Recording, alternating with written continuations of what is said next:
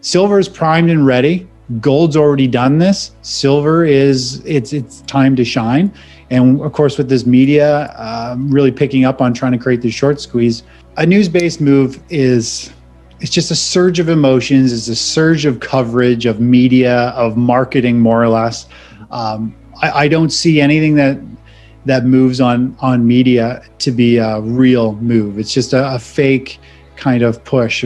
But when you see moves in price that happen when there's no news, no one's interested in it, those are the ones that are exciting. For example, platinum broke into a new bull market this year. Nobody's really talking about it. No one's interested in buying platinum bars or rounds.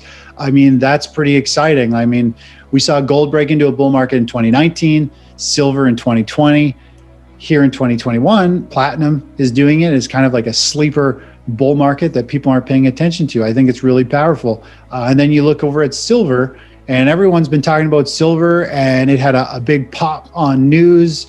And the problem is when the media gets a hold of it, it's generally a done deal. It cooks it. You might get a 1 or 3 day pop, but after that, it's done, because the media and the general public are the last people to get on board of a trend. Mm-hmm. So when they hit it, okay, well, that's it. I mean, any technical trader would be positioned in those trends already. And then when the media hits, it's just kind of like icing on the cake if you're able to get out.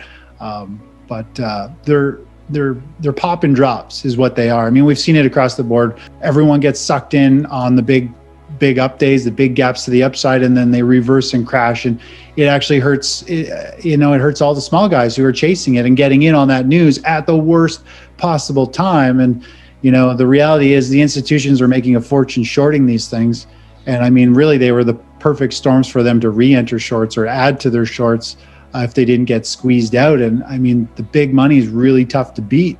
And if you follow the market and you've been trading for a long time, these news-based pops, that's the way they always move. I mean, there's nothing new about a pump, more or less a pump and dump is what they are. It happens in penny stocks all the time. It does a lot of damage to the small investor who's trying to make money and, trying to get back at Wall Street. But the problem is you still get hurt doing it. And so it's a dangerous game to play. So we saw silver go completely oversold. And then obviously it started to get coverage in media. And we saw a huge pop when everyone heard about it. It was a mainstream financial news. Everyone was talking about, Reddit, they're talking about silver stocks. And of course, what happens is everybody hears it in the media. They go and they buy it right at the open when all this media hits, because that's when the masses actually hear about it. And then, of course, what does price do? I mean, it fell 20%. It's still down, 8+%. It does a lot of damage, and all it is a pop and drop. It's not a real move. I think there could be a silver squeeze coming. I think the silver market is a lot different than a stock. When we saw the stock squeeze in GME and AMC, those were real. Those were full-on short squeezes. But silver's a little different. It's a commodity. You've got to wait for futures contracts to expire. You've got to wait for the delivery and the lack of delivery. There's no supply. I think there's going to be all these layers that kind of come in, and eventually the futures and the spot price, everything will start to squeeze up higher. So there's a bit of a delay there, and I'd love to see it. I mean, a real silver squeeze, I think we could see $40, $80 an ounce. It would be pretty amazing. And if we do see that, I would be selling a lot of my silver, because what goes straight up on a squeeze or media coverage, I mean, is usually going to come straight back down. You can reload later at a much lower price if you love silver, which I do. We're all learning more and more that it's harder to get metals, physical delivery.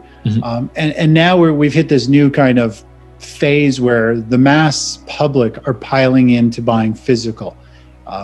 And I think that's applying pressure to the system. And I think there's going to be a delay, but I think by the end of this year, or potentially over the next 2 or 3 months, I think we could see metals potentially go a lot higher, because there's just so much money just buying. I mean, if everybody just bought around a week or around a month, I mean, there's, hundreds of millions of people.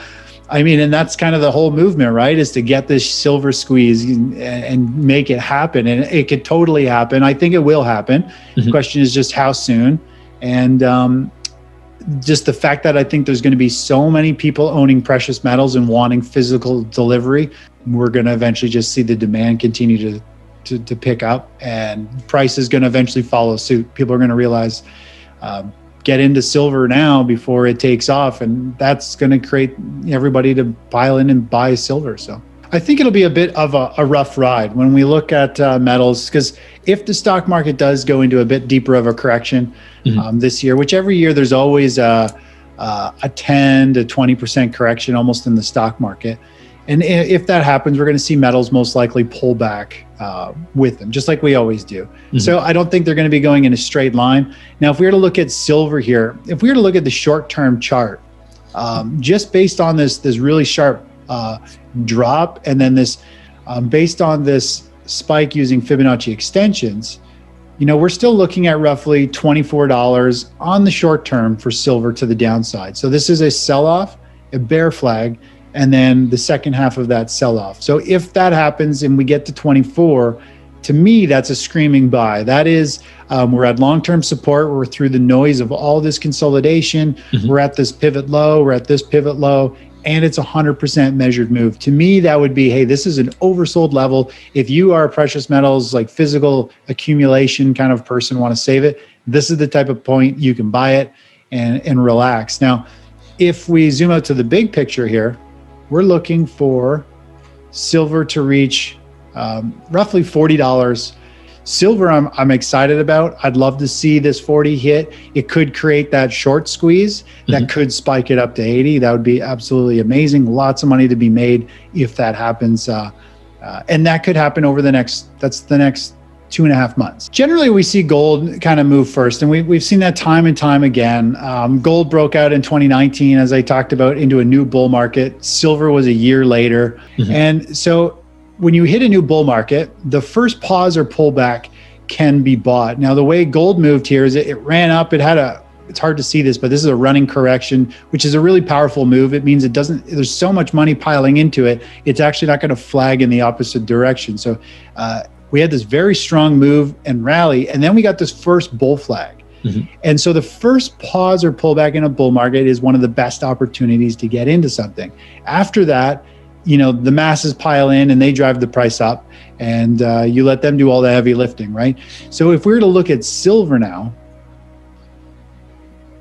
silver chart's very similar. We got the multi-year base. It had its first breakout way down here. We had the first kind of short squeeze in silver last year. And that next measured move is going to bring us potentially all the way up here to this 40 mark. We could see this take off and get up there. So silver is primed and ready.